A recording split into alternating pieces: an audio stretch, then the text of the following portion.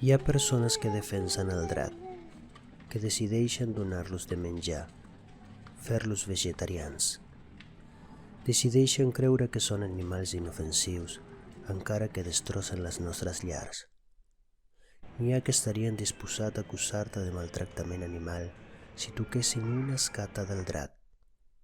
Però us recordo, estimada espècie humana, germans i germanes, que els dracs no existeixen. Són un invent de la nostra fantàstica capacitat de metaforitzar la vida. Aleshores, matar el drac no és matar l'animal, ni matar la metàfora que hi ha darrere seu.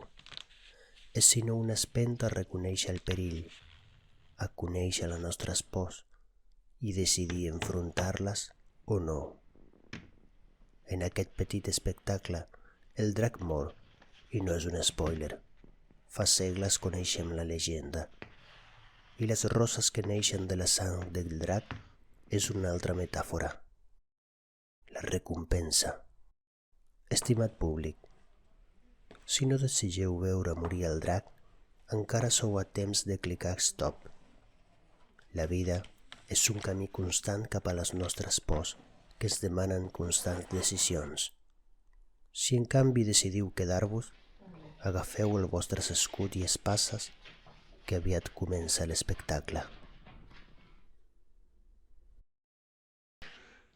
A ver,